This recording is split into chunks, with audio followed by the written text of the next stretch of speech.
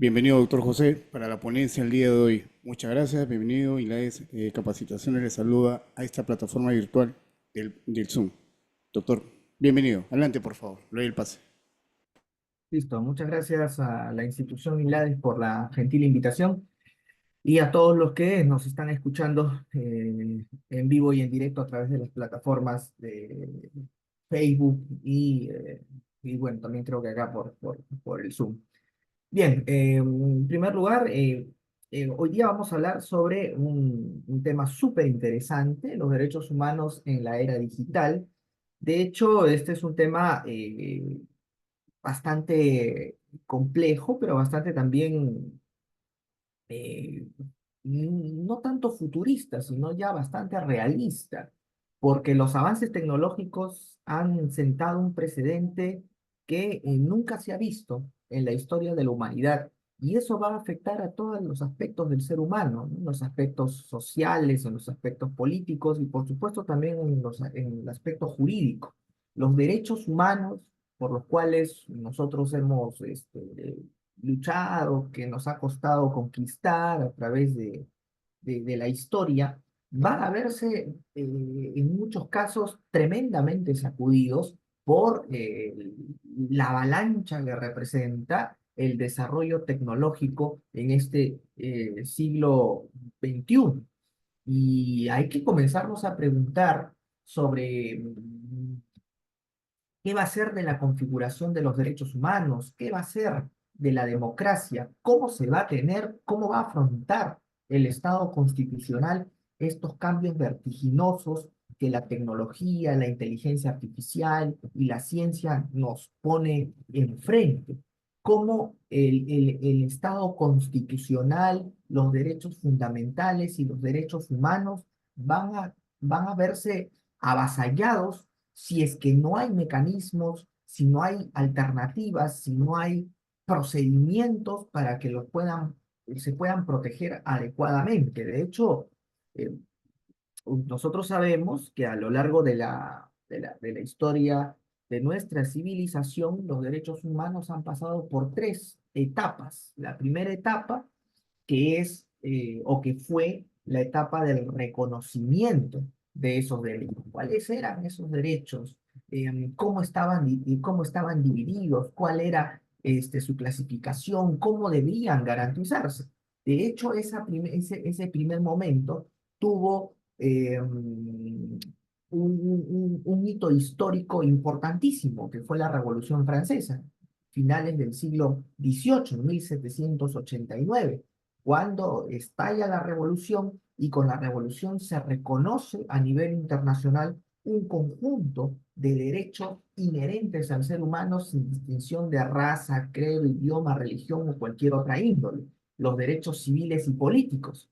Ese es el primer momento, hito de los derechos humanos. Claro, hubo todo un desarrollo histórico antes que pudieran estos derechos reconocerse formalmente a través del estallido de una revolución tan histórica y tan importante como fue la francesa.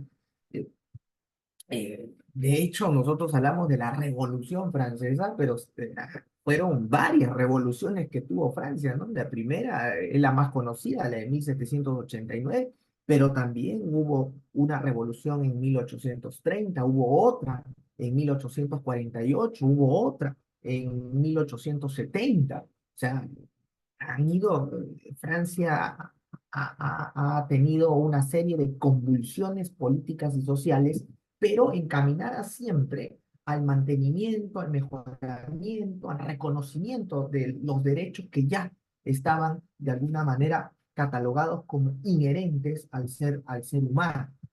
Pero antes de esta Revolución Francesa, hubo toda una serie de antecedentes que se remontan a la época de la Carta Magna de Juan Sin Tierra de 1215, los derechos reconocidos luego en el siglo XVII en Inglaterra, bajo la figura del Petition of Rights, luego el Bill of Rights o la Carta de Derechos de 1689, la misma Declaración de los Derechos en Estados Unidos de los distintos estados que comenzaron a independizarse después de la metrópoli inglesa, como por ejemplo la Declaración de los Derechos de Virginia de 1776. O sea, todos estos antecedentes conllevaron a que los derechos fueran reconocidos formalmente ya a nivel mundial con la Revolución Francesa en 1789. Ese fue un primer hito.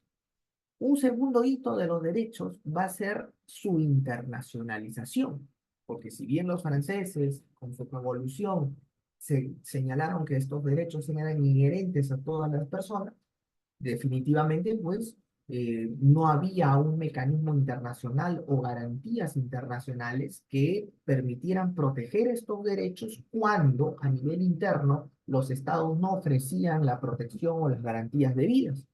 Y lógicamente ese segundo momento se dio después de la Segunda Guerra Mundial, o sea, después de 1945, cuando se firma la Carta de la ONU el 26 de junio en San Francisco, que prácticamente es al final ya de la Segunda Guerra Mundial, que había provocado la muerte de 60 millones de personas, la guerra más sanguinaria y cruel que ha tenido la historia de nuestra civilización.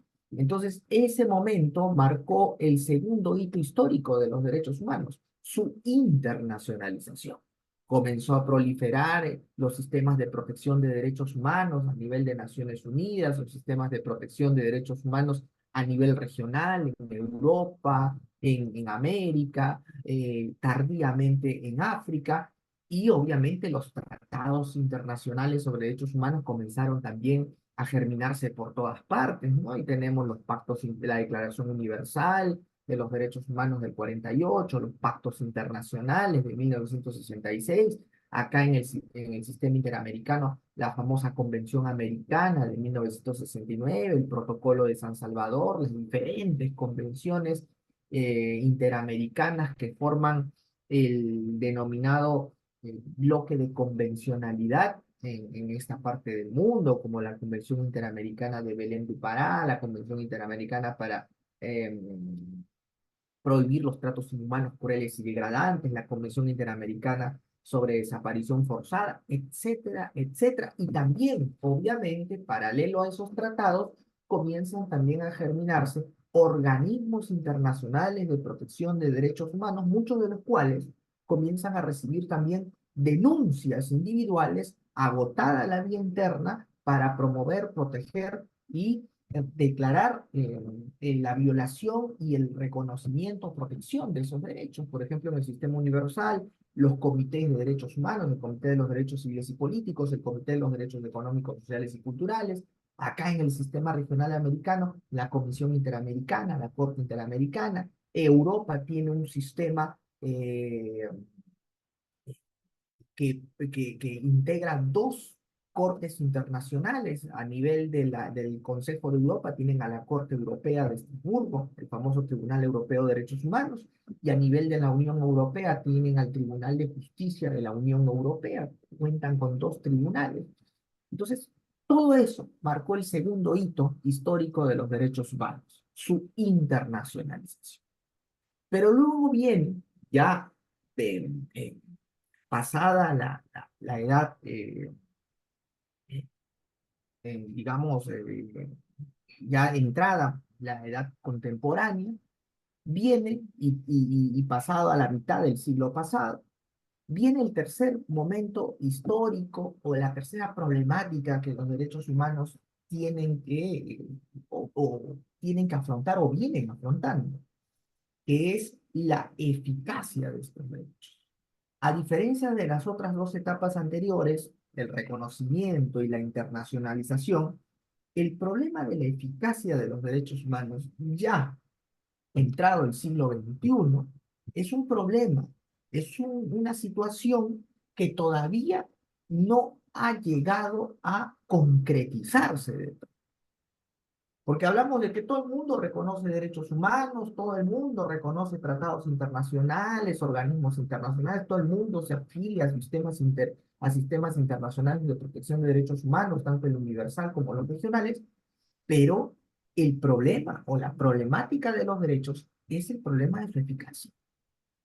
Es decir, estos derechos no cuentan con una concretización efectiva. Y eso lo pudimos notar abiertamente cuando estalló, por ejemplo, la pandemia del COVID-19, porque en todas las constituciones, al menos de esta parte del mundo, de la parte del mundo occidental, de Occidente, y algunas otras partes también de Asia, todo, y de Medio Oriente, África, por supuesto, también, nos dimos cuenta que el derecho a la vida, el derecho a la integridad y el derecho a la salud son derechos reconocidos en constituciones, internacionalizados, porque también están reconocidos y tutelados, entre comillas, en diversos tratados internacionales, pero a la hora y a la hora, cuando vino una pandemia devastadora, como fue el COVID-19, nos dimos cuenta que la cruda verdad era de que estos derechos no tenían un eficacia real. Ni siquiera en los países del primer mundo. No habían vacunas, no habían camillas, no habían mascarillas, todo el mundo se peleaba por los recursos materiales de salud necesarios para para atender a la población infectada. Y lógicamente eso nos llevó a pensar inmediatamente de que cuando todos creíamos que los derechos humanos ya estaban en aras de superar esta tercera etapa de su efectivización, nos dimos cuenta que eso pues era una quimera, era una simple ilusión, que no era en realidad lo que nos estaban diciendo. Y paralelo a la cuestión de la eficacia, los derechos humanos ya están a punto de entrar a afrontar otro problema. Pero la diferencia frente a las otras dos etapas es que el problema de la eficacia no ha sido resuelto. ¿Y cuál es ese cuarto problema que los derechos humanos tienen que afrontar ahora? El problema de la invasión tecnológica. La tecnología como un medio invasivo en la era digital.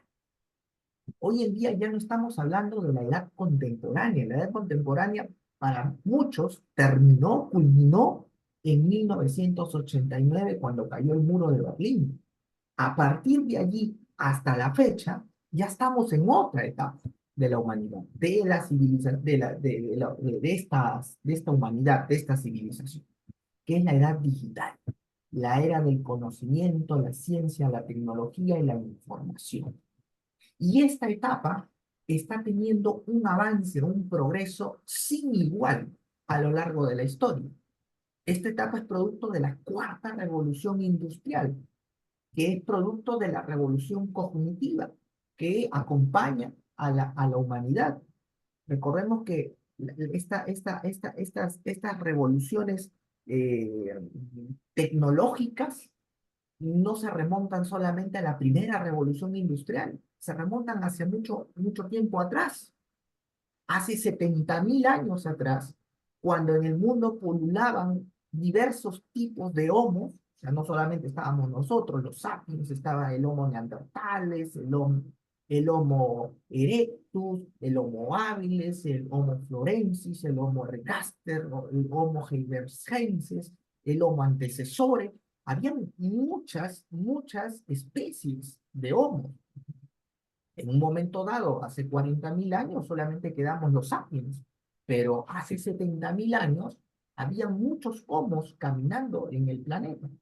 Y hace 70.000 años se produce la primera revolución, vamos a decir, tecnológica de la humanidad. Y esa revolución tecnológica fue una revolución cognitiva, en el sentido de que hace 70.000 años el Homo sapiens comenzó a diferenciarse de las otras especies de homos porque su nivel intelectual, su nivel de inteligencia comenzó a destacar y a desarrollarse por encima de nuestros otros parientes, de las otras especies de homos. Ese es el primer momento, esa es la primera revolución tecnológica, porque el ser humano comenzó a pensar, comenzó a vivir en grupos, como hacían los otros homos, pero con una inteligencia mucho mayor. que le permitía, por ejemplo, si se enfrentaba a los neandertales, que eran mucho más fuertes, mucho más corpulentos, mucho más altos inclusive, a través, los sapiens no tenían de repente esa fortaleza física, pero teníamos un desarrollo mental que nos permitía comenzar a desarrollar el uso de armas. Esa fue la primera revolución tecnológica. Y esa revolución se desarrolló a tal punto que en 30.000 años posteriores a la revolución, a la primera revolución tecnológica, que fue la revolución cognitiva, con la aparición y la fabricación de armas mucho más sofisticadas que las que tenían los demás parientes, conllevó a que en 30.000 años, o sea, hace 40.000 exactamente, nosotros podríamos haber sido los causantes de la extinción de todos los demás parientes, homos que existían en el planeta. Hace 40.000 años solamente nos quedamos nosotros como reyes del planeta. Ya no habían ni neandertales, ni erectus, ni hábiles, ni ergaster, ni nada. Se quedó el Homo sapiens. Probablemente, como dice el famoso profesor Noval Yu Harari en su libro de animales, este, la historia del Homo sapiens, de animales a dioses, este, nosotros hayamos sido los causantes de la extinción de las demás especies de Homo, porque como hace 70.000 años comenzó nuestra revolución cognitiva, nuestro desarrollo mental, pudimos crear armas más sofisticadas, comenzar a tener un desarrollo mental que nos permitía de alguna manera ingeniarnos, tener mucho más, digamos, posibilidades de sobrevivir y de eliminar a la competencia que teníamos por los recursos, que eran los demás, las demás especies de hombres. Pero eso no quedó allí. Una vez que fuimos dueños del planeta, los Homo sapiens, aconteció una segunda revolución tecnológica que se dio hace 12.000 años, la revolución agrícola.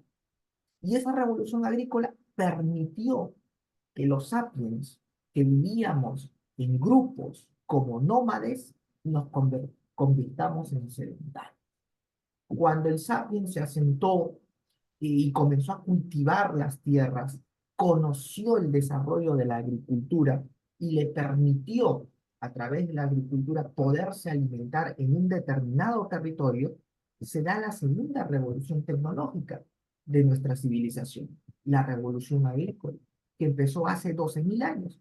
A partir de allí comenzaron a germinarse los primeros imperios, primero las primeras ciudades, y, por ejemplo, tenemos a los sumerios, tenemos a los egipcios, tenemos a los primeros asentamientos en China, tenemos aquí, en esta parte del mundo, a Caral, por ejemplo, como parte de ese tipo de civilización que, producto de la revolución hidráulica, comenzó a crear sociedades hidráulicas también. Usaban el agua precisamente para poder cultivar y cosechar sus alimentos. Y a partir de allí, de los 12.000 años, tuvieron que pasar cerca de unos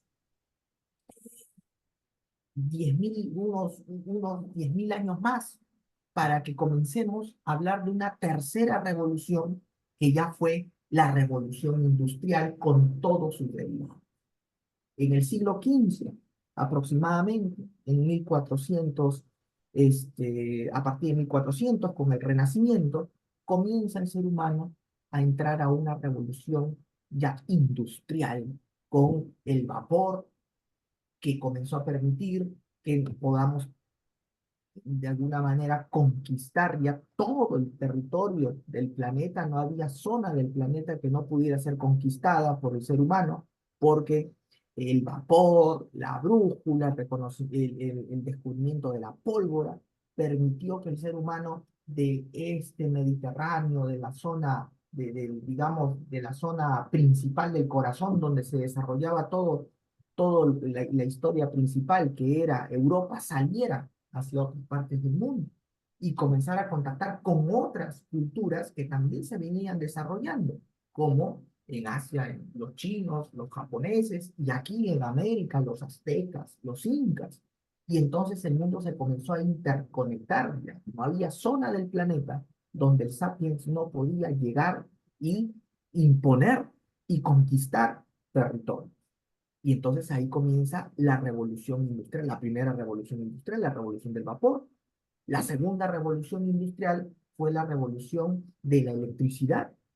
La tercera revolución industrial fue la revolución de el petróleo y las comunicaciones. Y esta cuarta revolución es la que da origen a una nueva era de la humanidad, que es la revolución digital, el Internet de las cosas, la inteligencia artificial.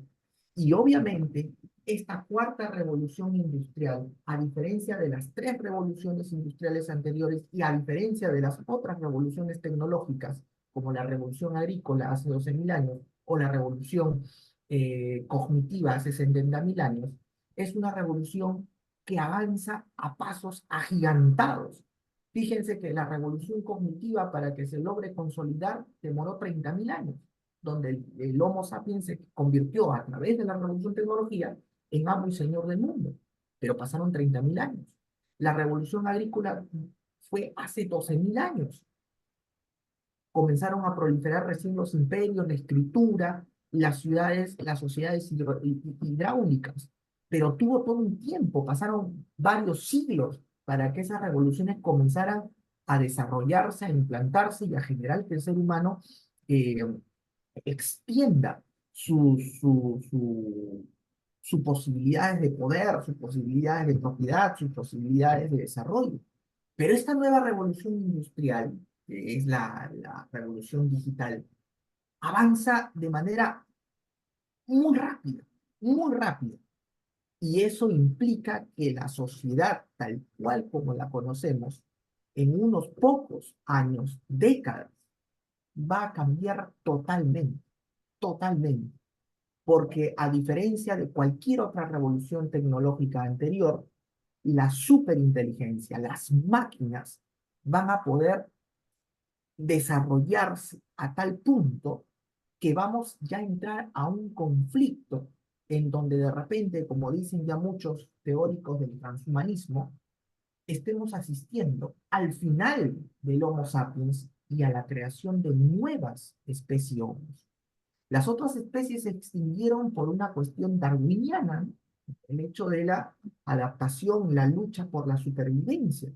Es una, es una forma de evolución natural, pero esta nueva evolución a la que nos vamos a enfrentar es una evolución artificial, donde las máquinas superinteligentes pueden terminar desarrollando humanos totalmente diferentes a lo que nosotros hoy como seres humanos nos conocemos o, digamos, entendemos.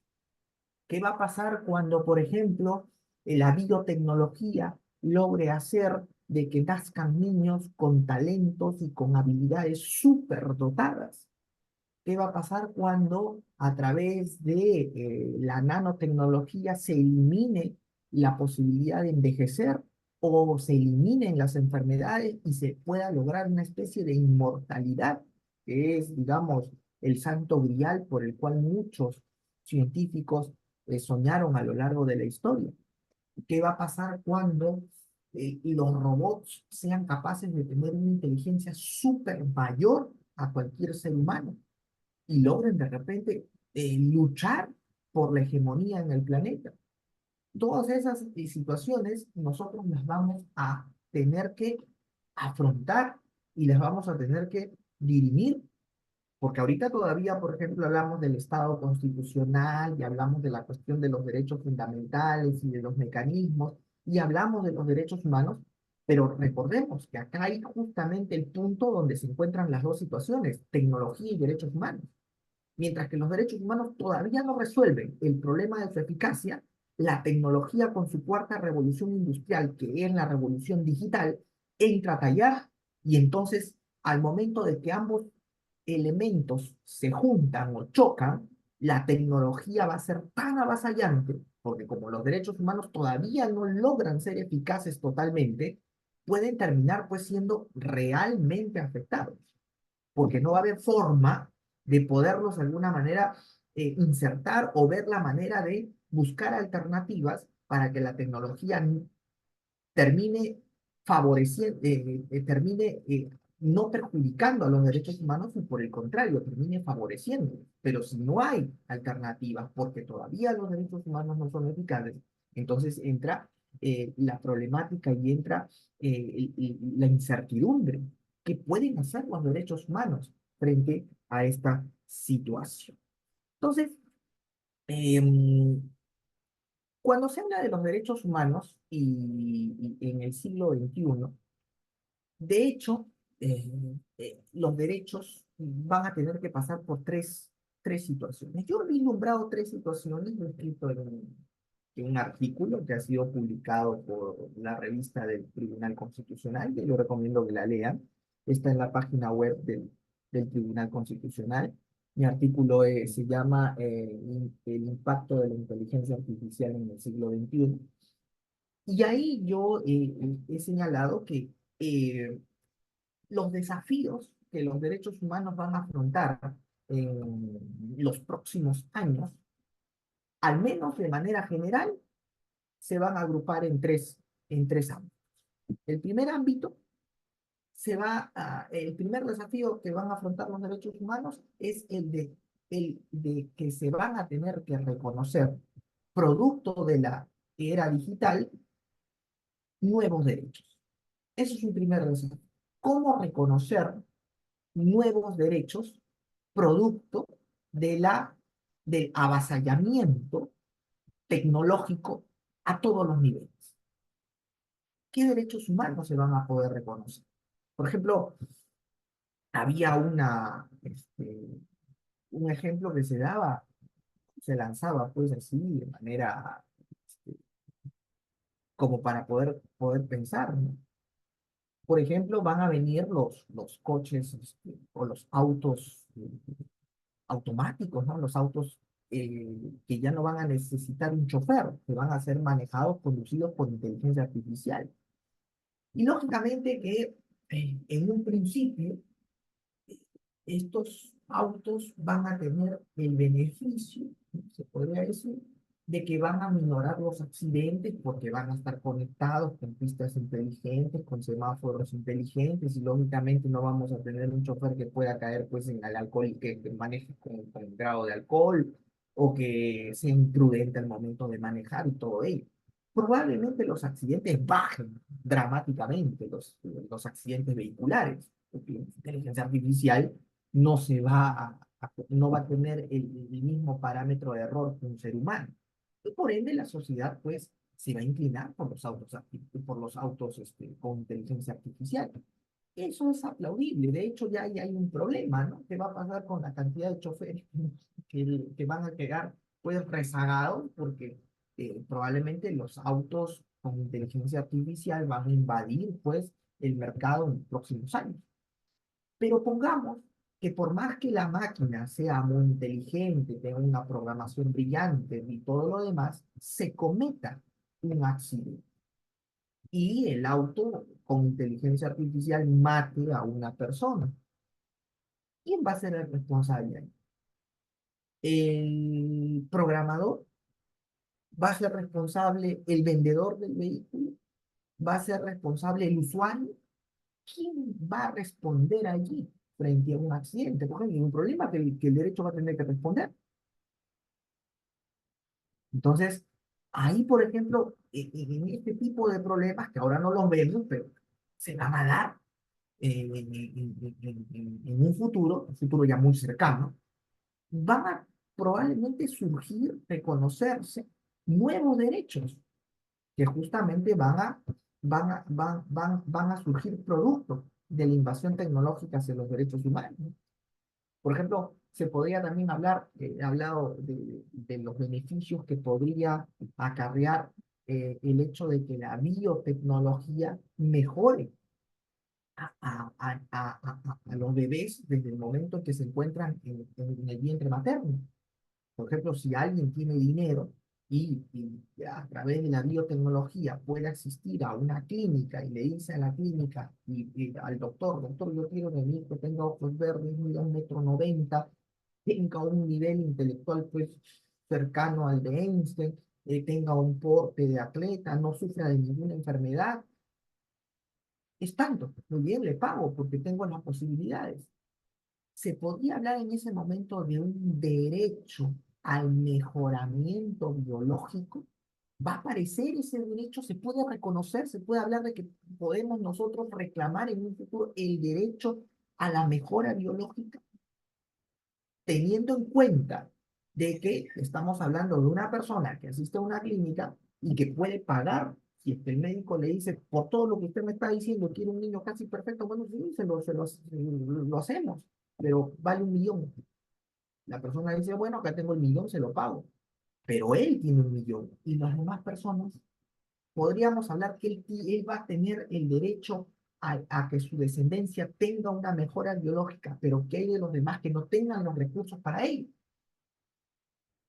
Se va a poder decir que todos vamos a tener derecho, porque si todos vamos a tener derecho no hay ningún problema. Pero ¿quién va a pagar por justamente el acceso a ese tipo de tecnología para tener pues hijos perfectos? ¿Quién no va a querer pues tener un hijo sin enfermedades, muy inteligente, con una serie de atributos físicos y psicológicos, por supuesto? Lógicamente, todos vamos a querer tener, pero no todos vamos a tener las posibilidades económicas para poder pagar y que nuestro hijo salga así como nosotros queremos. Pero el otro que tiene el dinero sí va a poder acceder. Entonces yo voy a decir que acá se está marginando. O sea, estamos hablando de que él tiene un derecho que yo no puedo, que yo no lo tengo porque no cuento con el dinero. Ese, por ejemplo, es un primer desafío que van a afrontar los derechos humanos, el reconocimiento, la mejora de nuevos derechos. Un segundo desafío es producto del avasallamiento tecnológico. Se van a tener que buscar nuevas formas de protección de los derechos humanos ya reconocidos, nuevas formas de protección. Y eh, eso es clarísimo.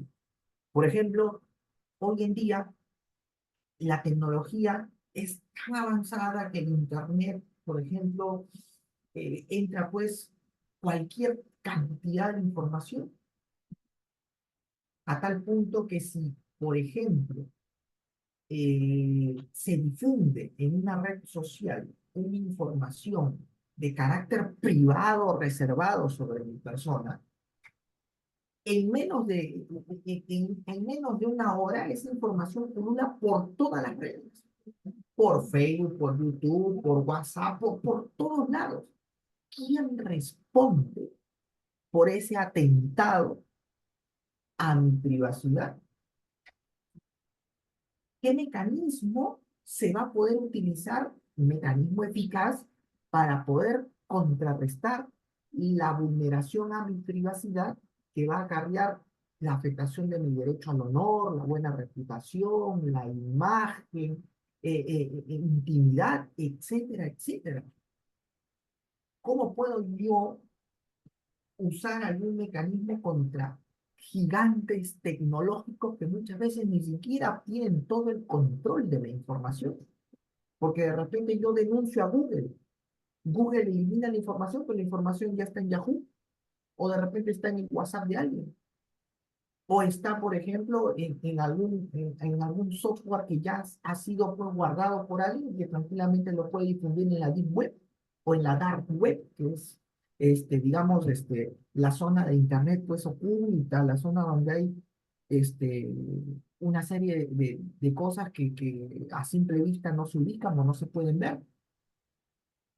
¿Quién responde? ¿Cómo vamos a responder ante eso? Ocultar, proteger mi derecho a la intimidad, mi derecho al honor. Peor, están dando cuenta que a través de la inteligencia artificial ya se pueden crear videos con personas fallecidas, como si estuvieran vivas. Claro, por ejemplo, salió hace poco, hace un año creo, año y medio, hablando Maradona. Diego Armando Maradona, que ya estaba muerto. Y salió hablando, claro, uno dirá, no, pero se nota, pues, que la, todavía es burda el video, ¿no? Se nota que no es de Maradona. Sí, pero ya empezó. Empiezan así, comenzaron ya así, a que la inteligencia artificial pueda prácticamente, entre comillas, resucitar un muerto. También el periodista peruano que falleció, también lo sacaron en un video por inteligencia artificial. Pero eso se va a ir perfeccionando. De hecho, ya están perfeccionando la voz de las personas. Ya te pueden alterar la voz y tú contestas el teléfono y piensas que estás hablando con tu esposa, con tu hijo, con tu hija, pero no, es inteligencia artificial que está usando la voz de tu hija, de tu esposa y ha logrado pues crear un diálogo. ¿Cómo distinguimos ahí? Porque eso, por ejemplo, puede ser terriblemente utilizado por la delincuencia. ¿Cómo puedo yo de repente, inclusive, pongamos, ¿no? En una contienda política, que a un candidato por tumbarse,lo le creen una inteligencia artificial que está entrando a un hotel con una persona que no es su esposa? Y tú lo ves, y lógicamente no es el candidato, él es consciente, pero la inteligencia artificial se perfecciona a tal punto que puede lograr que se fabrique una situación así y que se transmita en video. ¿Cómo decir, no, eso no soy yo, eso es inteligencia artificial? ¿Qué mecanismos vamos a tener que utilizar para justamente salvaguardar ese terrible daño a derechos fundamentales tan importantes como el honor, la intimidad, la buena reputación o la imagen? Eso es un segundo desafío que van a afrontar los derechos humanos ante el avasallamiento tecnológico. Y un tercer desafío que van a afrontar es la reconfiguración del contenido esencial de muchos de los derechos humanos que nosotros hoy conocemos y que damos por sentado que esos son los aspectos esenciales porque así lo dijo una Corte Interamericana o así lo dijo un Tribunal Constitucional. Sí, pero todo eso puede cambiar. Por ejemplo, les hablaba de los coches con inteligencia artificial que van a entrar al mercado de manera pues abundante, con cantidad de vehículos que van a ser, que van a entrar al mercado y que van a ser comprados y obviamente pues utilizados por los usuarios. Todos vamos a estar muy felices porque, como les digo, los accidentes vehiculares van a caer dramáticamente, van a haber menos muertos, pues van a tener inteligencia artificial que va a estar conectado con pistas inteligentes, con semáforos inteligentes, todo muy bien, pero no nos ponemos a pensar en la cantidad de personas que van a quedar sin empleo, producto de que ya no va a haber necesidad de contratar choferes, porque los carros inteligentes, pues, no necesitan eso. Y si esas personas que se han dedicado toda su vida a conducir camiones, buses, tráiler, no tienen alguna otra forma como ganarse de ganarse la vida, ¿dónde van a ir a parar? Y ahí viene, por ejemplo, el caso del derecho al trabajo. Uno parte de la idea que uno de los contenidos esenciales del derecho al trabajo, ¿cuál es? El derecho a la estabilidad laboral. Por ejemplo, en el caso de la secretaria, de una secretaria, el derecho a la estabilidad laboral. Nadie puede ser despedido arbitrariamente, pero definitivamente viene una inteligencia artificial y las empresas van a decir, yo prefiero una inteligencia artificial que una secretaria, porque la inteligencia artificial es más efectiva, es mucho más rápida, es mucho más detallada, y por si acaso no me va a pedir vacaciones, no va a decirme el cuento de que le aumente el sueldo, no me va a formar sindicatos, si es el caso de mujeres no va a salir embarazada, y además va a trabajar 20 24/7. A lo que una secretaria más, no, yo trabajo pues de 8 de la mañana a 5 de la tarde, no voy a trabajar más, y de lunes a viernes, sábado y domingo yo no trabajo. La inteligencia artificial no te va a decir eso. Entonces las empresas van a decir, no, yo contrato inteligencia artificial para reemplazar a la secretaria. Es decir, las secretarias probablemente queden fuera.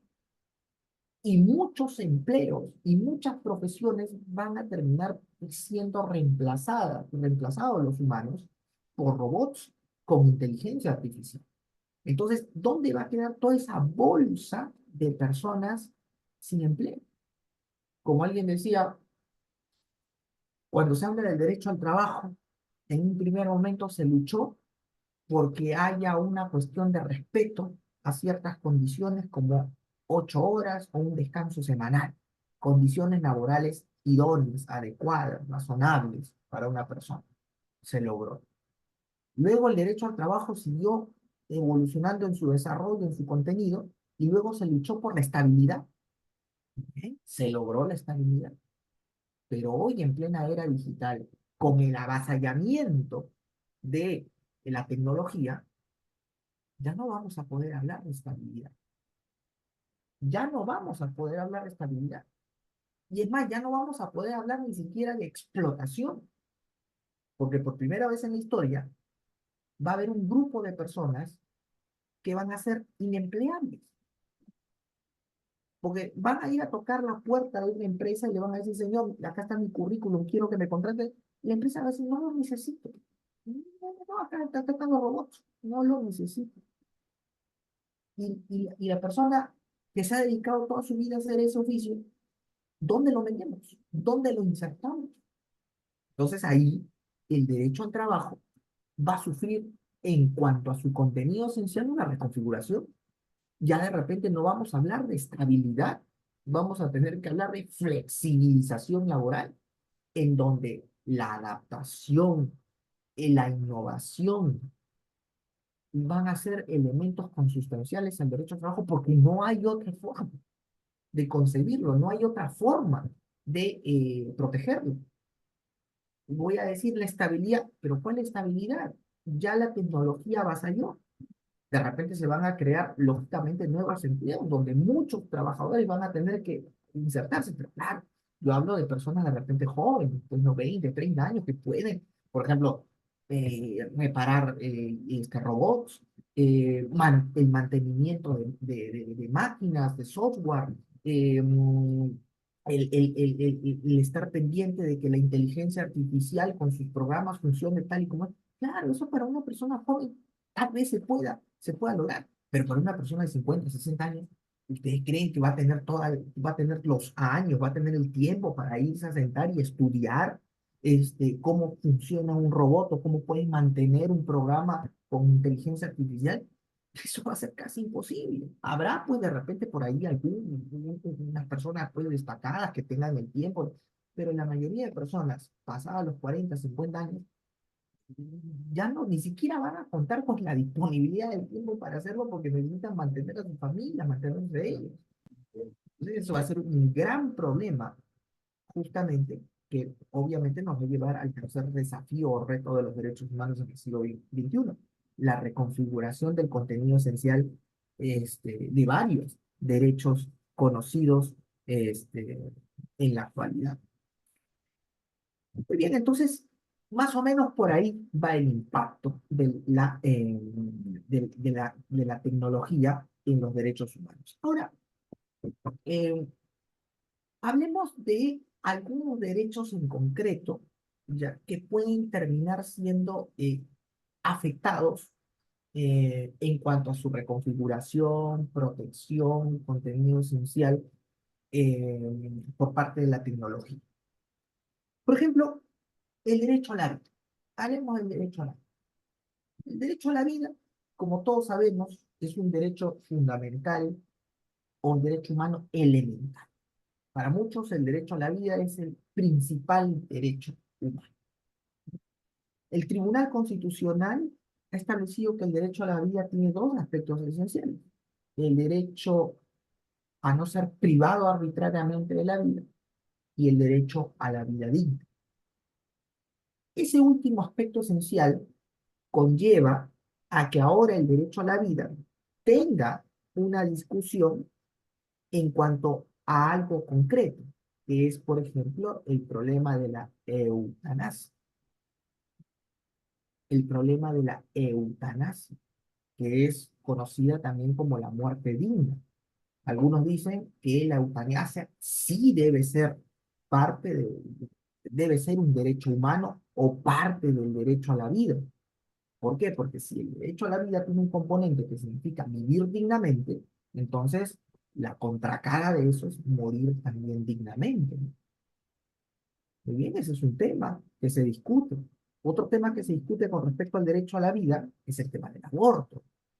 ¿En qué casos puede proceder el aborto? Si el aborto es un derecho o no, o es parte del derecho, o es una modalidad, alguna excepción al derecho a la vida. Esos son los temas que se discuten. Ya no entro a la discusión del derecho al suicidio, que es otro aspecto. Decía el famoso filósofo Albert Camus que el verdadero problema de la filosofía era el suicidio. Si tenemos derecho a quitarnos la vida o no. Ese era el dilema de la filosofía para el famoso filósofo francés Albert Camus, o Camus. El nombre correcto es Camus. El verdadero problema de la filosofía es el suicidio. Ahí tenemos tres aspectos con respecto al derecho a la vida que no han sido resueltos, ¿no? Se discute, hay posiciones a favor, posiciones en contra. Pero hay dos aspectos que sí están totalmente clarísimos. El derecho a no ser privado arbitrariamente de la vida y el derecho a a la vida digna. Pero en el siglo XXI y en esta era digital, el derecho a la vida, además de los tres problemas pendientes, el suicidio, el aborto y la eutanasia, va a tener un cuarto problema pendiente, producto del desarrollo de la biotecnología y de la nanotecnología, que la nanotecnología es una ciencia encargada de estudiar eh, las partículas microscópicas que componen los distintos cuerpos orgánicos, entre ellos el cuerpo humano. A partir de allí se puede, de alguna manera, a través de la nanotecnología, reparar células, moléculas e incluso átomos a través de esas partículas elementales. Por eso se llama la nanotecnología, la tecnología de lo más pequeño, de lo más diminuto. En el caso de los cuerpos orgánicos como el del ser humano, son las células, son las moléculas. Entonces, a través de la biotecnología y de la nanotecnología y de la ingeniería genética, se ha descubierto que, o se está descubriendo, de que se puede combatir la enfermedad, la vejez y la muerte. Por primera vez en la historia de la humanidad, la ciencia dice que es posible vencer a la muerte. Algunos hablan la muerte de la muerte. Claro, eso implicaría que el estándar de vida del ser humano se pueda prolongar ya indefinidamente, porque si detienes la vejez, puedes, a través de la nanotecnología, eliminar cualquier tipo de enfermedad, entonces estás venciendo a la muerte.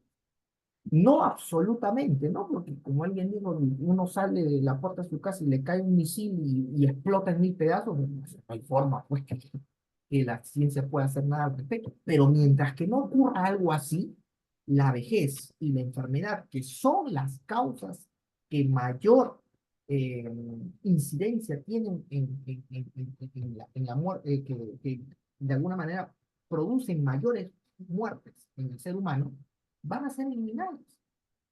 Entonces vamos a asistir a lo que algunos dicen, oye, podríamos hablar entonces de nuestro derecho a la eterna juventud o nuestro derecho a la inmortalidad, que en realidad no sería inmortalidad, sino sería amortalidad, porque la inmortalidad significaría que así nos caiga un misil y sigamos vivos, pero eso no podría ser, ¿no?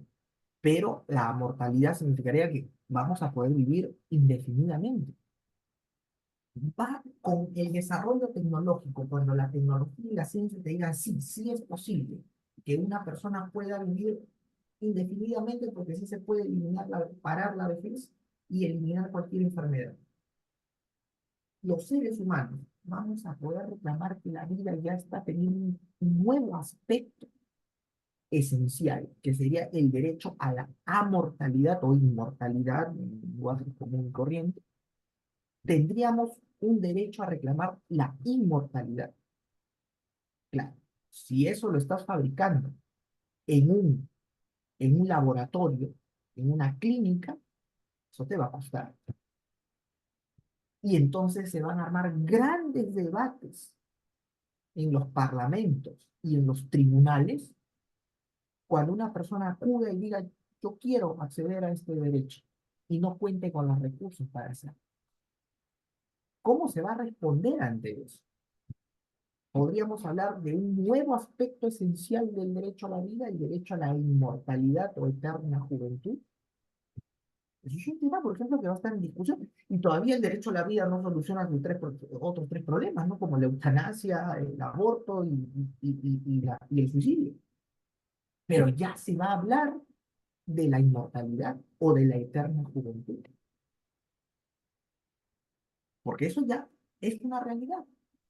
Ahí, por ejemplo, asistiríamos a que el reto del derecho a la vida va a ser justamente su reconfiguración esencial. Ya va a haber un nuevo aspecto que se va a discutir. Otro derecho, por ejemplo, es el caso del derecho a la vida, a la libertad. Esos son otros los derechos fundamentales de los seres humanos. El profesor Segundo Linares Quintero, en su famosa obra monumental, Tratado de Derecho Constitucional Comparado, profesor argentino, Segundo Linares Quintero, en el tomo 1 empieza con una frase pues contundente, ¿no? Apodíctica. Y esa frase apodíctica dice lo siguiente, ¿no? El ser humano, la historia del ser humano se reduce a su lucha por la libertad. Cuando la ha perdido, para recuperarlo, y cuando la ha tenido, para mantenerlo. En un constante, eterno retorno. Usando la frase de Friedrich Nietzsche, ¿no? El eterno retorno. En una constante historia cívica, la libertad. El ser humano ha luchado por su libertad constantemente, aunque, mire, los constitucionalistas, los hombres del derecho, ¿no? Eh, Pensamos pues que es así, ¿no? Aunque de repente estamos viendo la punta del iceberg, ¿no? No estamos viendo, digamos, la base. Porque, por ejemplo, para algunos filósofos, cito por ejemplo al famoso Eric Fromm, Fromm eh, dice que no, que en realidad el ser humano no, la libertad del ser humano nunca la ha querido tener. Que el ser humano cuando ha estado bajo su cadena la lleva muy bien. Y tiene su obra, Eric Fromm, que dice El miedo a la libertad, donde él dice, ¿en verdad la libertad es algo innato al ser humano? A mí me parece que más bien el ser humano rehuye a la libertad. Y Eric Fromm lo dice porque se basa en los etólogos. Los etólogos justamente han estudiado, no solo la ciencia que estudia el comportamiento de los animales, entre ellos el ser humano, se ha estudiado frondosamente y se ha dicho, por ejemplo, Nico Tinbergen, que es un gran etólogo, señala de que hay algo que es consustancial al ser humano, que es la cuestión jerárquica y la cuestión de subordinación. El ser humano o manda u obedece, se subordina o lidera. Eso es algo consustancial a nosotros y se ve inclusive en nuestros parientes, los primates. Jerarquía. Lo que no es natural al ser humano es la igualdad. Y por eso nos cuesta hablar de la igualdad. Y nos cuesta hablar de la libertad.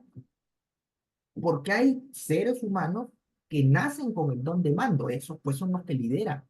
Pero hay un gran sector de seres humanos que se someten y se subordinan tranquilamente. Y yo creo que tanto los etólogos como filósofos de la talla de Eric Fromm no están tampoco tan equivocados.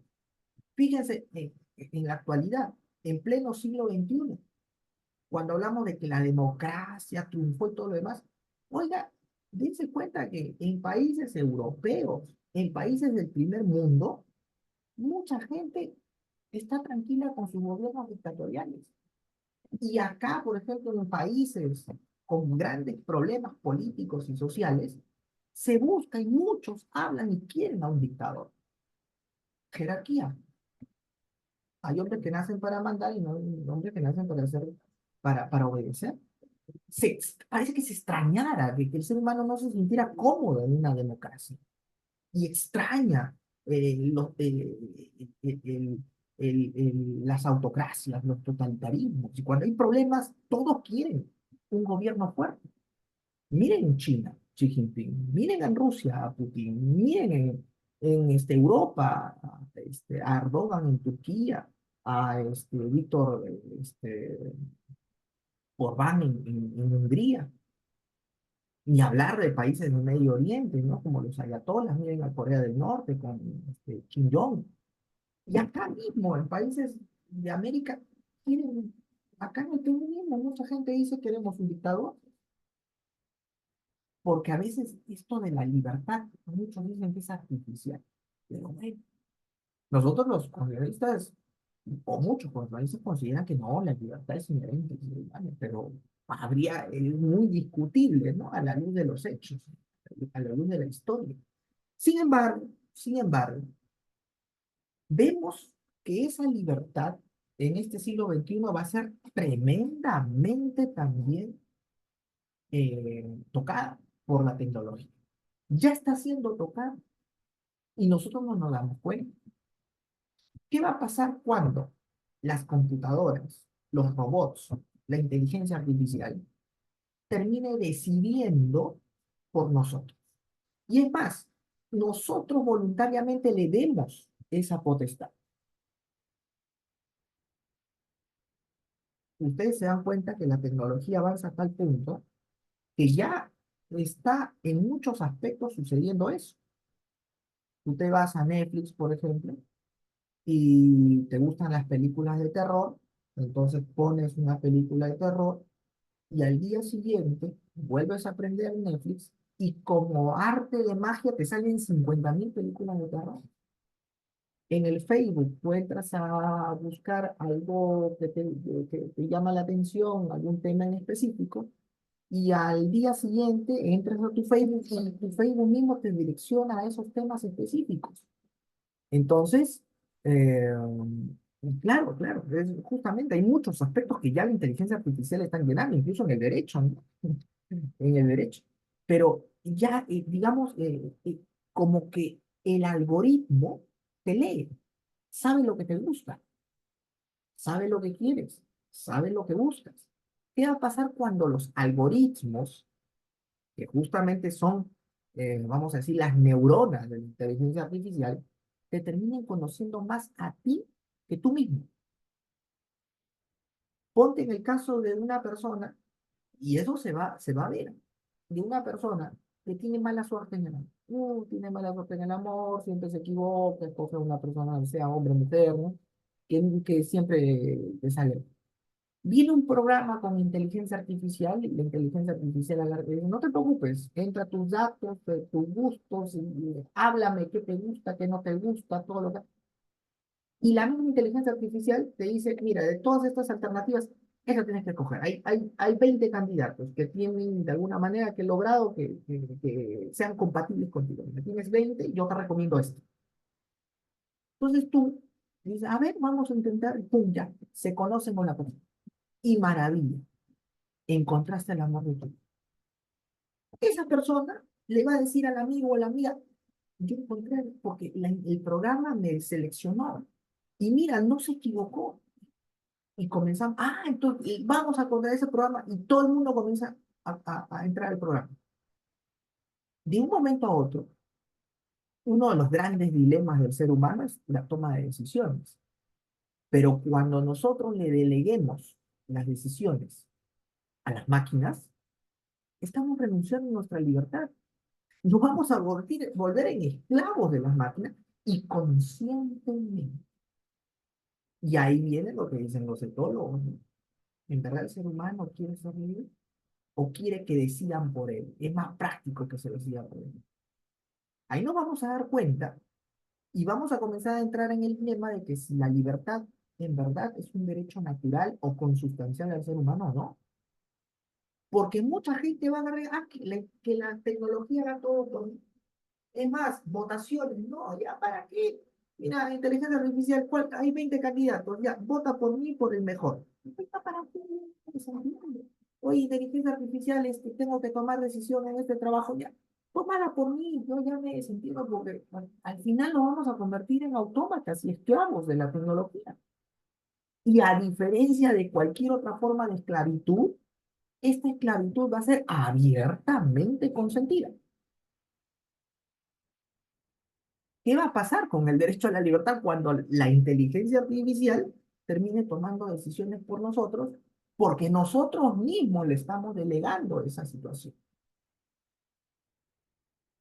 El ser humano se va a convertir en un zombie, en un autómata, en un homo insapiens, que muy bien dijo, ¿no? Ya peor de lo que son. Ese es un tema. Otro, el derecho a la igualdad. Ese es otro tema también que se discute mucho a nivel filosófico, etológico, antropológico, sociológico y por supuesto jurídico. En el ámbito jurídico se entiende pues que el derecho a la igualdad significa que nadie puede ser discriminado por condición de raza, sexo, idioma, religión o cualquier otra índole. Ese es el derecho a la igualdad. Pero como le digo, los filósofos, Platón, por ejemplo, en la República decían, no, el tema aquí es que hay hombres que nacen para gobernar y hombres que nacen para observar. La democracia no funciona, porque no es nuestra naturaleza ser iguales. Lo que funciona es la aristocracia, el gobierno de los mejores, ¿no? El que tiene los mejores. A Platón eran los filósofos. Por otro lado, viene Eric Fromm, y Fromm también dice lo mismo. Y no, hay algo que no es consustancial al ser humano. El ser humano manda u obedece, pero que todos seamos iguales, no. Eso más bien, Nico Timberger, eso es repulsivo al ser humano. Al ser humano le repulsa la igualdad, le revuelve la igualdad. Por eso cuesta tanto hablar de igualdad, porque lo consustancial a nuestra especie es la jerarquía. Ahora, las desigualdades, eh, por eso que Borges, en alguna entrevista lo decía cada rato, ¿no? Decía, ¿usted cree en la democracia? Y Borges decía, no, abiertamente. La democracia es un abuso de la estadística. Y me preguntaban, ¿por qué Luis? Yo le decía, claro, pues, para resolver un problema matemático, acaso, para encontrar la respuesta a un problema matemático, usted tiene que consultarle a la mayoría. No, igual en el caso político. Muchas veces la mayoría no sabe de todo, es más, ignora la política. ¿Cómo le vas a consultar a la mayoría? Son temas políticos, se van a equivocar. Para mí, la democracia no tiene ningún valor. Marco Aurelio de Negri decía que la democracia era un futurible. ¿Qué era el término futurible? El gran pensador y erudito peruano, ¿no? Marco Aurelio de Negri.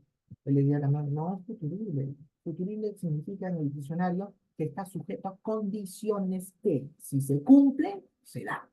Y Marco Aurelio decía, la democracia para que se cumpla eh, está sujeta a condiciones. Una de esas condiciones es que las desigualdades sociales no sean tan altas, que haya un nivel de cultura casi homogéneo, que haya un nivel de preparación mayoritario, por decir algunas condiciones. Si esas condiciones no se dan, no se puede hablar de democracia, es cualquier cosa menos democracia. Es un futurismo. O sea, que se puede dar siempre y cuando se den ciertas condiciones. Pero de una de esas condiciones, la democracia es algo que no es real. Y en ese aspecto, Giovanni Sartori también en la misma línea decía, es que lo que pasa es que cuando se habla de democracia, se entiende que la democracia es el demopoder, pero eso es falso. La democracia con demopoder se termina en una oclocracia o una demagogia, el gobierno de la muchedumbre. La democracia funciona en la medida que el demopoder vaya de la mano con el demosaber.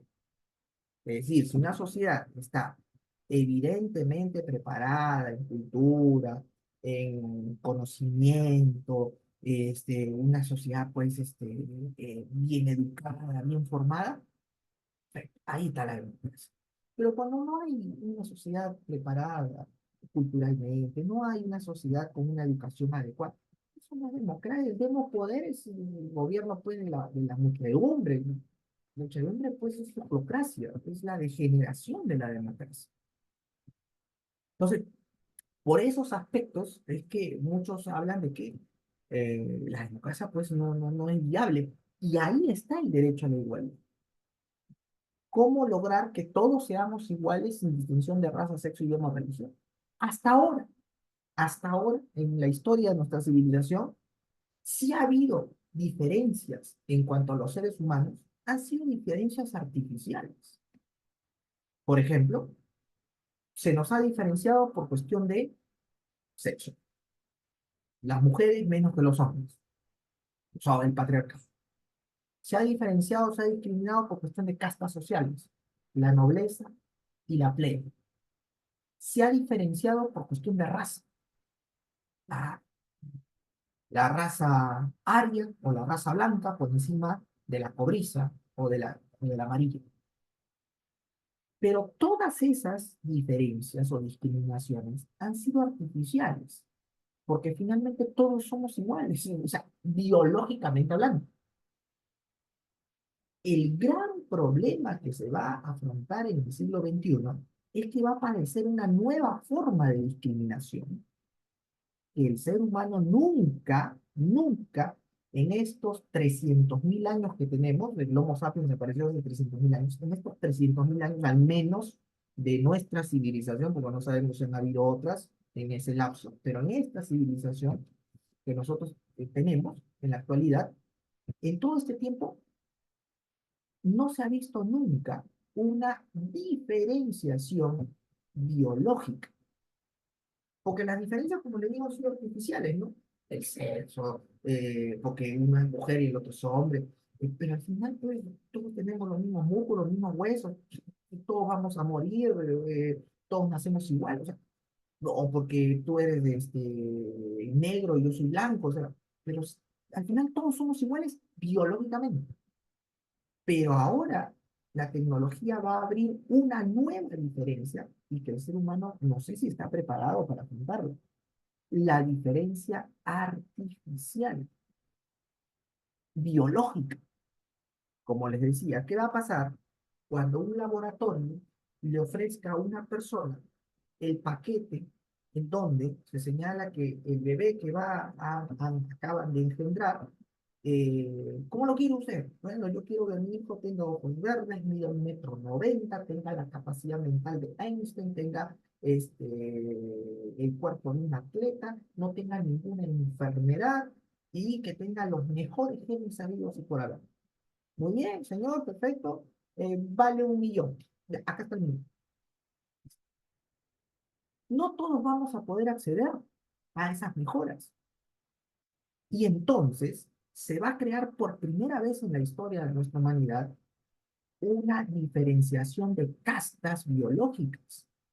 Van a haber superhumanos y humanos comunes y corrientes, que no vamos a poder acceder a eso ni nosotros ni nuestros hijos porque no contamos con el dinero. Y entonces, ¿dónde va a quedar el derecho a la igualdad en ese sentido? Porque ahí se va a generar un tremendo problema, porque el millonario va a decir, pero yo tengo dinero, pues, qué pena el otro que no lo tiene. teniendo en cuenta ahora que el 1% de la población rica en el mundo concentra la mitad de riquezas del mundo, la mitad, el 1%. Y los 2.000 hombres más ricos del mundo tienen una riqueza equivalente a los 4.600 millones de personas más pobres. O sea, 2.000 personas tienen, concentran la riqueza de 4.600 millones de personas. Miren la diferencia que hay. Pero eso puede generar que hayan distintas especies humanas ya. Una especie evolucionada, algunos le llaman el homo cibernéticos, el homo evolutis, el superhombre, el homo deus, el hombre dios, y el homo sapiens común y corriente. Y ahí va a venir un grave problema, porque no se va a poder competir con ese tipo de gente. Vas a competir tú con alguien que por tecnología está súper mejorado. Y si nos terminan esclavizando, ahí van a suceder, puede suceder cualquiera de estas variantes, como dice el famoso filósofo Nick Bostrom, que es partidario parcial del transhumanismo, ¿no? Uno, o los Homo sapiens vamos a quedar marginados, o vamos a terminar esclavizados, o vamos a terminar fusionándonos con ellos, o vamos a terminar simplemente en una cuestión de irrelevancia completa. Cuidado, que novelas de ciencia ficción como El Mundo Feliz de Huxley, de Aldous Huxley, ya lo había visionado, ¿ah? Una sociedad donde hay superhumanos y otros humanos que son como rebaños. Claro, uno podría decir, oye, se está concretizando la visión de Nietzsche, ¿no? Del superhombre, ¿no? Pero Nietzsche en ningún momento pues habló de un superhombre artificial. Nietzsche habló de un superhombre que se mejoraba espiritualmente. Lo que el ser humano no ha mejorado en todos estos siglos es su ámbito espiritual. Hemos mejorado materialmente y artificialmente, por supuesto, pero qué peligro que seres humanos tan imperfectos cuenten con este tipo de tecnología. Puede causarse una esclavización de grupos de humanos por parte de otros humanos de una manera brutal, como nunca antes ha sucedido en la historia. Se puede crear una nueva especie de humanos, humanos mejorados, pues. Pero esos humanos mejorados, ¿cuál va a ser la relación con los Homo sapiens comunes y corrientes? Que no vamos a poder competir con ellos. Nos van a terminar pisoteando, nos van a terminar aplastando. ¿Cómo va a responder el derecho constitucional y los derechos humanos al respecto? Cuando sucede a ese tipo de cosas, cuando se presente ya formalmente la desigualdad biológica. Porque como le digo, nosotros lo vemos desde el punto de vista común y corriente. Pero si usted o yo tuviésemos el $1.000.000 y fuéramos millonarios, lo vamos a ver desde otra perspectiva. Y vamos a decir, bueno, qué pena, pues, pero yo soy millonario y yo quiero que mi hijo nazca pues así. Qué pena que los otros no lo tengan. Ahí vamos a tener un grave problema, que el derecho a la igualdad, no sé cómo, va a poder subsistir ante una situación así. Otro tema es con respecto al derecho al trabajo, que ya lo habíamos señalado, ¿no? El tema de que olvidémonos ya o vayámonos haciendo una idea que la estabilidad laboral va camino a su extinción. La tecnología va a hacer que la regla sea la flexibilización laboral.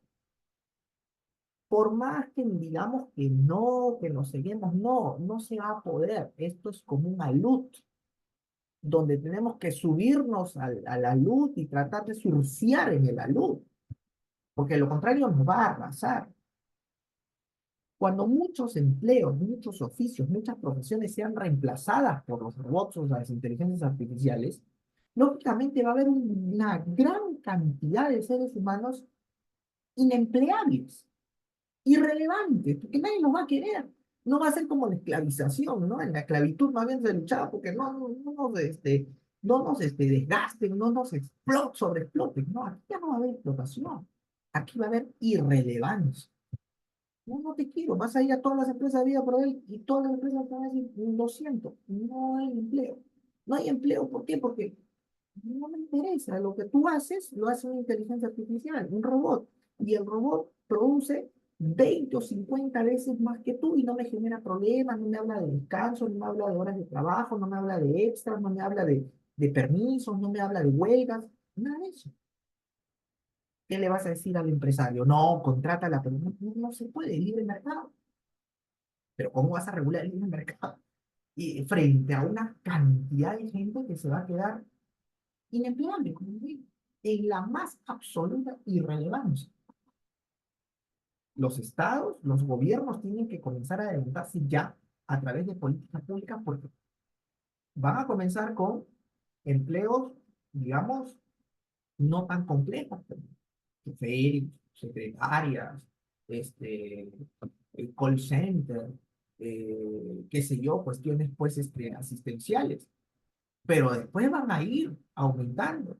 Más en nuestra profesión, por ejemplo, en algún momento los abogados van a tener abogados robots. Yo asistía hace poco a una convención en Colombia y en Colombia se hablaba ya de que, por ejemplo, la Corte Constitucional Colombiana utiliza la famosa inteligencia artificial Prometeo y este Prometeo, por ejemplo, ya da un filtro de todas las acciones de tutela que llegan a la Corte Constitucional. Ya no es necesario de una persona, sino que la inteligencia artificial con los parámetros dice, a ver, llega una demanda de amparo, que ellos le llaman acción de tutela, ¿no? Y para que pase la acción de tutela a la Corte Constitucional tiene que reunir ciertos requisitos. La inteligencia artificial lo hace. Y de 1000 acciones de tutelas, la inteligencia artificial se vuela a 700 y solamente 300 suben, pero obviamente con los parámetros fijados por la jurisprudencia de la Corte Constitucional. Ya no es necesario que lo haga un relator ni un secretario, y va muy bien porque es rapidísimo. Y así también vamos a tener abogados robots. Y lógicamente el abogado robot, un programa donde va a estar interconectado con toda la jurisprudencia, con todo al día, un abogado común y corriente no va a poder competir con eso. Es igual los jueces. Claro, ahí se ve que la carga, mucho se habla, ¿no? La carga subjetiva, el robot no es como un juez. El juez es un rostro humano. Sí, pero date cuenta que la sociedad muchas veces critica a los jueces por la enorme carga procesal, por la demora de los juicios, por la corrupción que hay. Viene un programa artificial donde se le ofrece a la gente y dice, no, mira, tu sentencia va a salir en menos de un mes, te la van a sacar con toda la esto, nadie va a corromper a ese juez es un juez robot, con todo el entregado, piensa, y está al día con toda la información, y ese robot juez va a votar 1000 sentencias en un día, lo que un juez es imposible que compita. Vamos a terminar reemplazados, los médicos también igual. Y obviamente, como les digo, se van a crear nuevos empleos, pero definitivamente la flexibilización va a ser una constante.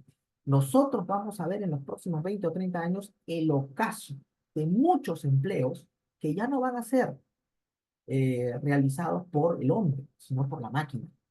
Y en la aparición de nuevos empleos, pero que obviamente por la complejidad que tienen, no todos vamos a poder acceder a ellos. Pero eso se va a dar, eso se va a dar. Por ejemplo, también está la aparición de nuevos derechos, producto del avasallamiento tecnológico. Y se habla ahora de los neuroderechos. Acuérdense ustedes que Elon Musk, uno de los máximos exponentes del transhumanismo, que cree en todo esto de la inteligencia artificial, es más, él propugna a través de sus empresas el viaje fuera del planeta porque sabe también las consecuencias. Ten en cuenta que la inteligencia artificial y las máquinas constituyen, obviamente, un peligro para la humanidad. Pueden acarrear grandes beneficios, pero también pueden acarrear grandes peligros. Ya Stephen Hawking lo había adelantado.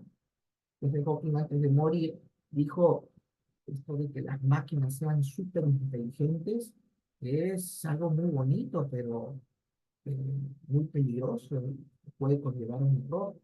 Y, y ese error puede ser el error más catastrófico de la humanidad. desarrollar máquinas súper inteligentes.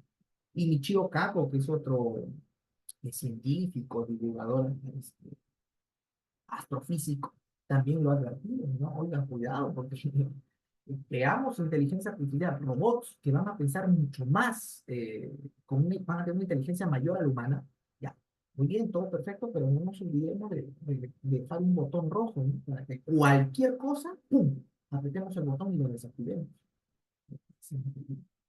Nick Bostrom también está en el mismo sentido. Francis Fukuyama le teme a esto y dice, no, esto es una barbaridad, no deberíamos hacerlo.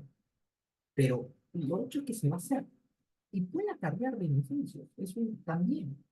Pero pongamos que no sea tan apocalíptico lo de la inteligencia artificial, pero eso no significa que haya otros peligros que producto de esa inteligencia artificial, de manera indirecta, terminen también siendo tan apocalípticos como el mismo despertar de las máquinas, como por ejemplo una guerra nuclear, una pandemia o una catástrofe natural producto del cambio climático.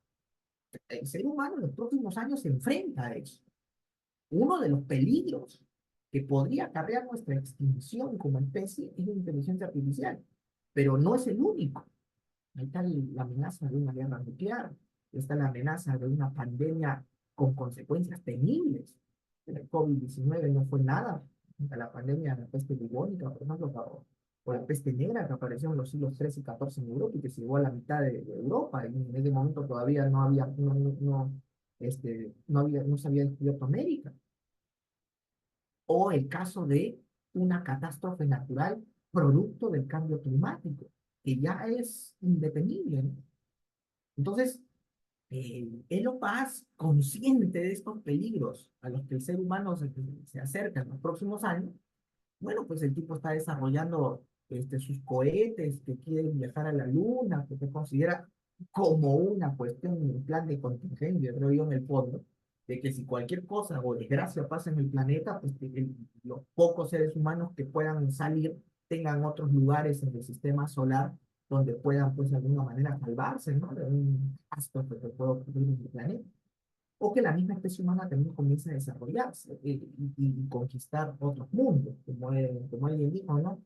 Es que el planeta Tierra es la cuna, pero el niño no va a quedar solamente en la cuna, pues el niño tiene que salir, entonces, claro, ya hemos desarrollado, tenemos todo, entonces comencemos a conquistar, pero eso también es altamente peligroso.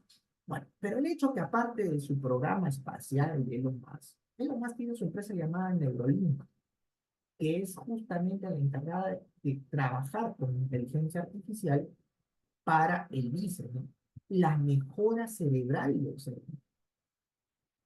Y ya ha logrado, por ejemplo, a través de esta empresa, hace unos meses, implantar el chip en el cerebro de una persona y lograr que esa persona pueda controlar mentalmente una computadora. Por ejemplo, ya no sea necesario el mouse, sino que con este chip conectado al cerebro de esta persona pueda dirigir y abrir la computadora, entrar a las carpetas y todo lo demás. Eso ha sido un gran avance y se dice, ahora sí vamos a hacer el hombre máquina, ¿no? El cyborg. De acá a unos años el celular ya no va a servir, vamos a tenerlo acá, de repente en el chip, el internet también lo vamos a tener conectado. Todo eso es bonito, pero ¿cómo sabemos nosotros que producto de esta implantación de chips, que nosotros vamos, oh, una maravilla, porque ahora vamos a tener un internet aquí en la cabeza, vamos, una cosa impresionante, sí, pero ¿cómo vamos a vernos que ese chip también juegue desde un aspecto negativo y que comiencen a controlarnos nuestras acciones, comiencen a saber lo que pensamos, comiencen a dirigir nuestros pensamientos o nuestras conductas sin que nosotros nos demos cuenta? Entonces, en ese sentido, por ejemplo, los chilenos han sido vanguardistas. Y teniendo en cuenta todo esto, y además Zuckerberg, el dueño de Facebook, también hace unos años él está trabajando en el metaverso, ¿no? Que es el tema de las realidades virtuales. Eso también es altamente peligroso porque se quiere crear realidades virtuales en donde el ser humano bueno, vamos, un ser humano, pues, desgraciado de la vida, que todo le va mal, entra a una realidad virtual y puede en la realidad virtual casarse, tener 7 mujeres, ser millonario. Y esa realidad virtual va a ser tan igual al humano que muchos humanos van a querer olvidarse de su realidad ordinaria y meterse de lleno a esa realidad virtual. Y va a llegar un punto en que no sabemos qué cosa es real, si lo virtual o lo real. O sea, es una cosa de locos alucinante, pero eso la tecnología lo está desarrollando para los próximos años. Entonces los chilenos, dándose cuenta de eso, han creado los denominados neuroderechos. Oye, ¿qué cosas son los neuroderechos? Son aquellos derechos que van a permitir proteger el cerebro de las personas ante las invasiones tecnológicas, como por ejemplo el metaverso o los chips que te puedan implantar. Los neuroderechos tienen que ver con la protección de la privacidad mental, con la identidad personal, el libre albedrío, la protección contra sesgos. Ya Chile ha legislado, por ejemplo. Acá todavía no se habla de los neuroderechos, pero ya las Naciones Unidas también. Lo que se busca es crear manuales para darle una ética a la inteligencia artificial. Por eso habla incluso ya del derecho a la inteligencia artificial o el derecho de la inteligencia artificial, que desde el punto de vista ético, moral, se va a buscar parametrar el desarrollo. Yo lo creo bien difícil, bien difícil. Después es un saludo a la bandera, ¿cómo controlas a los países? Por ejemplo, a China. ¿Quién controla a China? Si China no cuenta con derechos humanos, le interesa un bledo los derechos humanos. Ellos van a desarrollar una inteligencia artificial, por supuesto, agresiva y que puede terminar beneficiando o apoyando políticas imperialistas de control del mundo. ¿Quién puede prohibir eso? ¿La ONU? ¿No puede prohibir eso algún tribunal internacional? ¿No puede prohibir eso algún tratado sobre ética en inteligencia artificial? No, va a ser muy difícil. Se nos puede ir de las manos, por supuesto que sí. Y la realidad de Matrix o la realidad de Terminator no puede ser inclusive superada. No es que yo sea pesimista, ¿no? Sino que es un gran peligro, porque el problema es la falta de control. No todos van a controlar ese tipo de tecnología y puede terminar siendo usada para mal. En ese caso, por ejemplo, de las bombas atómicas, que son un peligro latente. Hoy se tira una bomba atómica y se acabó todo. Pero ya el ser humano está llegando a un punto en donde va a tener que decidir entre su máximo desarrollo, el pasar la singularidad que implicaría un desarrollo y un despegue tecnológico abismal que nos llevaría a conquistar inclusive espacios fuera del planeta, o el ocaso también, el final de la civilización. Así está el dilema en los próximos años. O superamos la singularidad o simplemente nos vamos al ocaso y regresamos a la edad de la piedra. Acuérdense de lo que decía Einstein, ¿no? Yo no sé con qué armas se peleará en la Tercera Guerra Mundial, pero sí estoy seguro con qué armas se va a pelear en la cuarta, con palos y piedras, porque no va a quedar nada después de una Tercera Guerra Mundial. Entonces, en ese dilema es el que el ser humano se está debatiendo. Y el gran problema es que no hay controles y que el ser humano ha desarrollado artificialmente, ha desarrollado tecnológicamente, pero no se ha desarrollado espiritualmente. Entonces, ahí están los neuroderechos como mecanismos de protección. Son los nuevos derechos que se van a desarrollar. Yo siempre digo que todo esto va a generar que procesos constitucionales como el Arias Data sean los procesos constitucionales por excelencia en el siglo XXI, los que van a terminar protegiendo o tratando de garantizar los derechos frente a esta invasión tecnológica en la medida, lógicamente, que se utilicen bien, que sean idóneos y que obviamente tengamos una judicatura a la altura de las circunstancias para resolver estos casos digamos, judicatura no solamente, sino también en judicatura, ¿no? En gobierno, para obviamente dar respuestas a estas situaciones tan complejas que se avecinan. Pero eh, para terminar o concluir esta breve exposición, la tecnología no es y en ese aspecto hay que ser consciente, y como decía Alvin Toffler, o como dice Noval Arai, o como también lo dice el propio Michio Kaku, ¿no?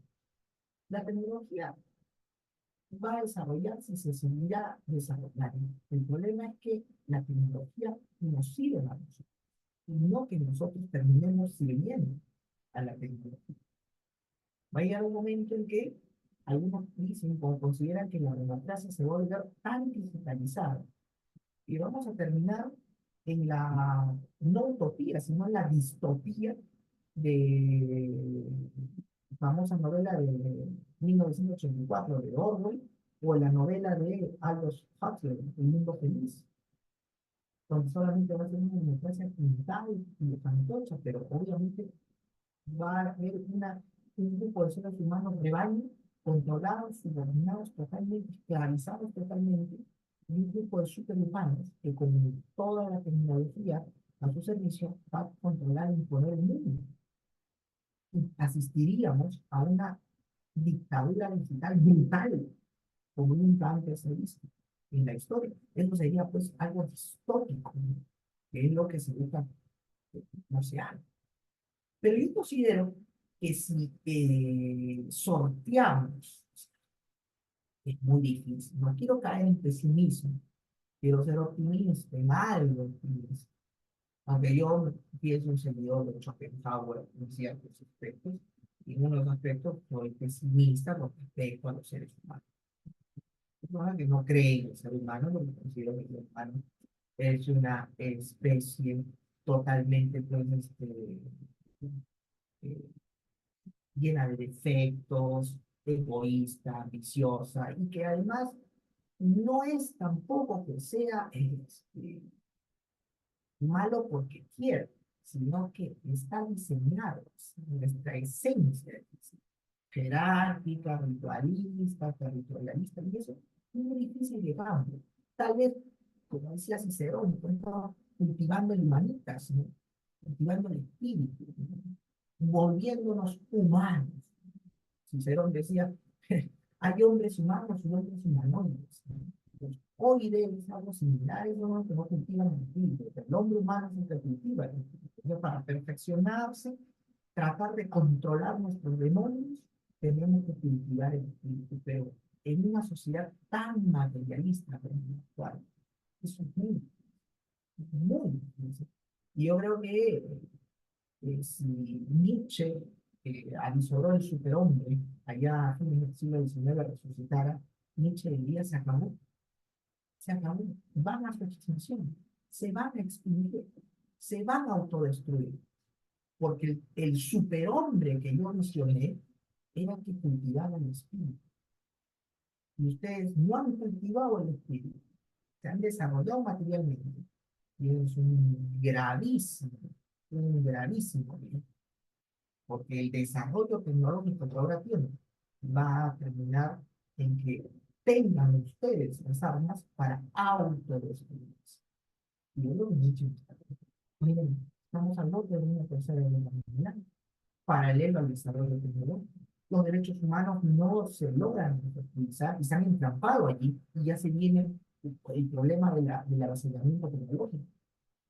Es muy difícil que en todo esto se supere. Puede haber cierta esperanza, bueno, nos aferramos a esa esperanza, ¿no? Aunque es muy difícil de conseguir. Ya lo decía la jurista italiana Anna Vittoria, el ser humano no se salva de las cosas, de la locura, del suicidio. Esto es algo. Y Jean-Paul Sartre también tenía un pensamiento parecido, ¿no? Sartre decía, el ser humano se puede curar de la neurosis, lo que no nos podemos curar es la neurosis de nosotros mismos. Entonces, con todo esto, eh, la idea es que el ser humano al menos sea autoconocido y vuelva, después de esta extraversión que nos hacía Marco Aurelio Negro, todo vemos que es material, vuelva también a saber que tiene una esencia. Si no logramos entender eso, lo que nos espera en este siglo XXI es, yo creo, eh, bastante pesimista, bastante real. Va a haber todo un desarrollo habido por ahora, pero el peligro de la autoextinción va a estar más latente que nunca en esta historia. Bueno, no quiero cansarlos más. Espero que hayan eh, acompañado y sacado provecho a la conferencia que acabamos de iniciar.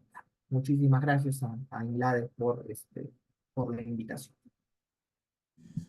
Muchas gracias, doctor José, por su disertación del tema en derechos humanos en esta época, que es un tema muy complejo, por cierto. Creo yo, igual que usted, genera más brecha, desigualdad social y más pobreza para la gente que no está capacitada para, ¿no? para enfrentar la tecnología que ahora, bueno, la nueva tendencia mundial. Ujú. Gracias, doctor José. Muchas Listo. gracias, señores de Círculo Estudio Inlaes, y será hasta una nueva oportunidad. Muchas gracias nuevamente a cada uno de ustedes. Gracias.